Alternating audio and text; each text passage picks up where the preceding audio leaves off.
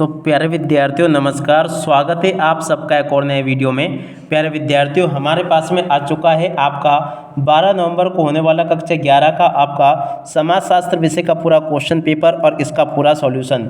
जी हाँ प्यारे बच्चों, आप सबके लिए मैं पूरा का पूरा क्वेश्चन पेपर विद सॉल्यूशन के साथ में लेकर आ चुका हूँ। एक भी क्वेश्चन का आंसर प्यारे बच्चों यहाँ से आपका मिस नहीं होगा अगर आपने इस पेपर को अच्छे से समझ लिया तो। आप चलो अपन जल्दी से आगे बढ़ते हैं, समझते हैं कि कक्षा 11वीं अर्धवार्षिक परीक्षा 2025-26 का आपका समाजशास्त्र विषय का पेपर परीक्षाओं में देखने को कैसा मिलेगा। A to Z प्यारे बच्चों सभी के सभी क्वेश्चन और उन सभी क्वेश्चन के आंसर बताए जाएंगे मेरे द्वारा। तो चलो अपन जल्दी से आगे बढ़ते हैं, समझते हैं आपके पूरे पेपर को और इस पेपर के पूरे सॉल्यूशन को। तो देखो प्यारे बच्चों, आपका पेपर परीक्षाओं में इस प्रकार से देखने को मिलेगा। एक भी क्वेश्चन का आंसर प्यारे बच्चों यहाँ से आपका मिस नहीं होगा। आप लोग अच्छे से इस पेपर को देख लें और पूरा का पूरा पेपर समझ लें ताकि प्यारे बच्चों आप लोग अपनी परीक्षाओं में टॉप कर सको। देखो इस प्रकार का पूरा आपका पेपर आएगा जैसा कि मैं आपको बता रहा हूँ। अब चलो इसके बाद में अपन आगे बढ़ते हैं, समझते हैं आपके पूरे पेपर को और इस पेपर के पूरे सॉल्यूशन को।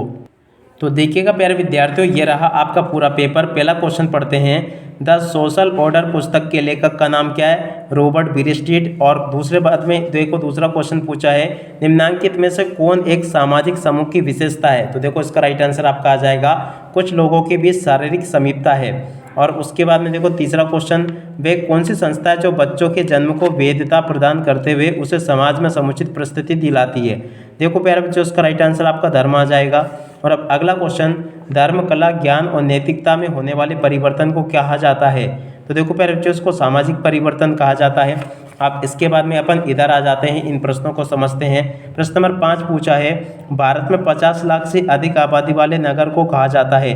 देखो प्यारे बच्चों महानगर कहते हैं। और अब अगला क्वेश्चन, निम्नांकित में से कौन औपचारिक मापदंड का एक उदाहरण है? तो देखो यहाँ से आपको लिखना होगा कानून, ठीक है। उसके बाद में देखो यहाँ से आपको रिक्त स्थानों की पूर्ति को पूरा करना होगा।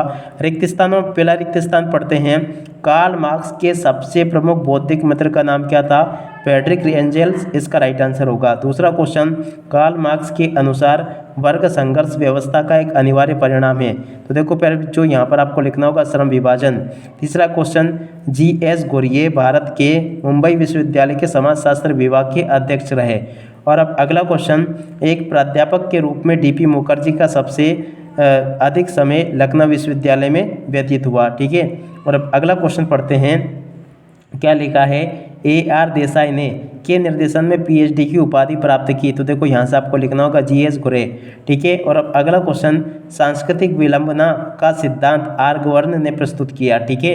तो यहाँ तक का प्यारे बच्चों मैं आपको पूरा का पूरा पेपर बता चुका हूँ। जैसा पेपर मैं आपको बता रहा हूँ ना, ठीक वैसा का वैसे पेपर आपका परीक्षाओं में देखने को मिलेगा। एक भी क्वेश्चन का आंसर प्यारे बच्चों यहाँ से आपका मिस नहीं होगा।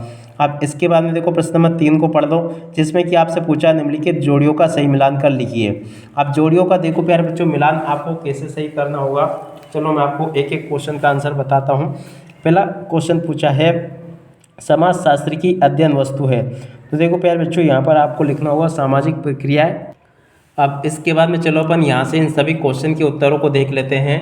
प्रश्न नंबर 3 में प्यारे बच्चों क्वेश्चन पूछा है, निम्नलिखित जोड़ियों का सही मिलान कर लिखिए।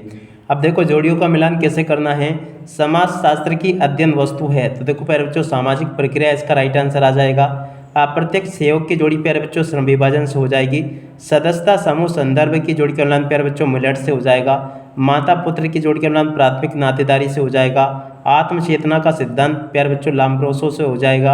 अपराधी जन्मजात होते हैं, तो देखो प्यारे बच्चों मीट होते हैं, ठीक है ना। इसकी जोड़ी का मिलान आपको इससे करना होगा मीट से, ठीक है। तो यहाँ तक के सभी क्वेश्चन के उत्तर प्यारे बच्चों मैंने आपको बता दिए। एक भी क्वेश्चन का आंसर प्यारे बच्चों यहाँ से आपका मिस नहीं होगा।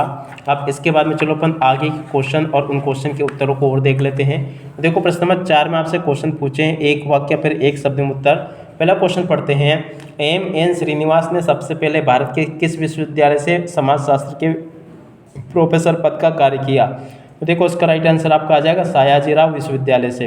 अब अगला क्वेश्चन पढ़ते हैं, D.P. मुखर्जी ने भारत में विकास की संभावनाओं को ध्यान में रखते हुए किस विषय को विकसित करने पर बल दिया? तो देखो इसका राइट आंसर आपका आ जाएगा मौलिक भारतीय चिंतन पर। और अब अगला क्वेश्चन, वेबर का जन्म किस देश में हुआ था? तो देखो इसका राइट आंसर आपका जर्मनी होगा।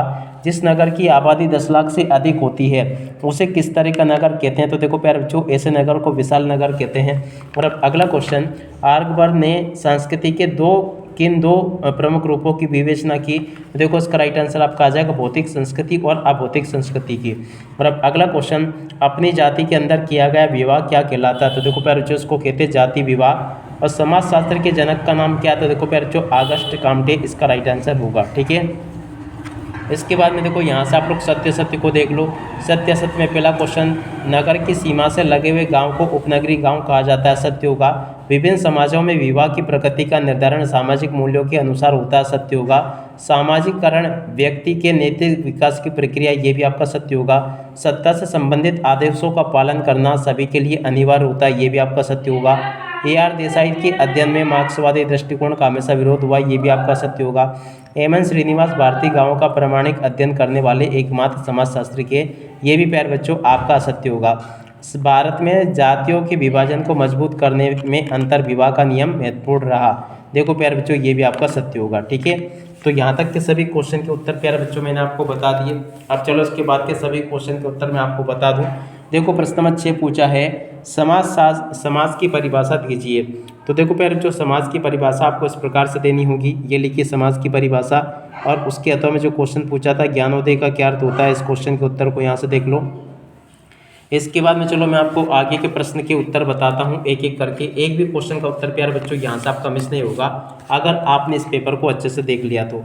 आप अगला देख सकते हो, प्रश्न नंबर 7 पूछा है, जटिल समाज में किस तरह के संबंध पाए जाते हैं?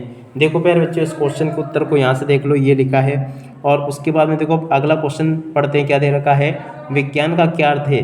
देखो प्यारे बच्चों विज्ञान का क्या अर्थ है, इस क्वेश्चन के उत्तर को यहाँ से देख कर लिख दो। और अब अगला क्वेश्चन पढ़ते हैं, अंतः समूह का क्या अर्थ है? देखो प्यारे बच्चों अंतः समूह का क्या अर्थ है, इस क्वेश्चन के उत्तर को यहाँ से देख कर लिख दो। और उदाग्र समूह का क्या अर्थ है, इस क्वेश्चन के उत्तर को यहाँ से देख कर लिख दो। और उसके बाद में देखो प्यारे बच्चों प्रश्न नंबर 9, परिस्थिति के अर्थ को स्पष्ट करें। तो देखो प्यारे बच्चों परिस्थिति के अर्थ को यहाँ से आपको स्पष्ट कर देना है। और अब अगला क्वेश्चन पढ़ते हैं, भूमि का समाजशास्त्री अर्थ क्या है? देखो प्यारे बच्चों इस क्वेश्चन के उत्तर को यहाँ से देख लो। और अब अगला क्वेश्चन पढ़ते हैं, प्रश्न नंबर 10, पर्यावरण की कोई एक परिभाषा लिखिए। परिवार की एक परिभाषा प्यारे बच्चों यहाँ से देख लो, ये लिखी है। और उसके अथवा में प्यारे बच्चों क्वेश्चन पूछा, शिक्षा के कोई 2 उद्देश्य लिखिए। देखो प्यारे बच्चों शिक्षा के 2 उद्देश्य यहाँ से देख कर लिख देना, ये लिखे हैं। और उसके बाद में देखो अगला क्वेश्चन प्रश्न नंबर 11, राज्य के कोई 2 कार्य लिखिए। देखो प्यारे बच्चों राज्य के 2 कार्य क्या लिखे हैं, यहाँ से इनको देख लो और पूरा का पूरा याद कर लेना। विवाह के प्रकार प्यारे बच्चों आपको बताने, तो देखो यहाँ से देख लो आप लोग विवाह के प्रकार। प्रश्न नंबर 12, समाजीकरण की परिभाषा लिखिए। देखो प्यारे बच्चों समाजीकरण की परिभाषा को यहाँ से देख लो और याद कर लेना इसको। उसके अथवा में प्यारे बच्चों क्वेश्चन पूछा था समाजीकरण के सिद्धांत। तो देखो प्यारे बच्चों समाजीकरण के सिद्धांत यहाँ से देख कर लिख देना। और उसके बाद में देखो प्रश्न नंबर 13, संस्कृति क्या है? देखो प्यारे बच्चों संस्कृति क्या है, इस क्वेश्चन के उत्तर को यहाँ से देख कर लिख दो, ये लिखा है। संस्कृति के प्रकार क्या है, इस क्वेश्चन के उत्तर को यहाँ से देख कर लिख दो। इसी प्रकार के क्वेश्चन होंगे। एक काम करो प्यारे बच्चों, आप लोग पूरा का पूरा पेपर देख लो एक बार अच्छे से, कि पेपर आपका परीक्षा में कैसा आएगा आखिरकार। तो देखो इस प्रकार से क्वेश्चन पूछे जाएंगे आपके पेपर में। सभी के सभी क्वेश्चन को आपको मैंने बता दिया। अब चलो मैं आपको इस पूरे पेपर का सोल्यूशन और बता देता हूँ, ठीक है। अब देखो यहाँ से इन सभी क्वेश्चन के उत्तरों को देख लो। प्रश्न नंबर 14 का उत्तर ये पूछा है, 14 के अथ वाले क्वेश्चन का उत्तर ये पूछा है। प्रश्न नंबर 15 का उत्तर ये दे रखा है, 15 के अथ वाले क्वेश्चन का उत्तर ये लिखा है। प्रश्न नंबर 16 का उत्तर ये दे रखा है, 16 के अथ वाले क्वेश्चन का उत्तर ये लिखा है। प्रश्न नंबर 17 का उत्तर ये लिखा है। और इसके अथ वाले क्वेश्चन, अब इसके बाद में देखो प्यारे बच्चों इन क्वेश्चन के उत्तरों को देख लो आप लोग यहाँ से। प्रश्न नंबर 18 जो पूछा गया ना, 18वें क्वेश्चन के उत्तर को यहाँ से देख लो, ये लिखा है। 18 के अथ वाले क्वेश्चन का उत्तर प्यारे बच्चों ये दे रखा है। प्रश्न नंबर 19 के उत्तर को यहाँ से देख लो, ये लिखा है। 19 के अथ वाले क्वेश्चन का उत्तर प्यारे बच्चों ये लिखा है।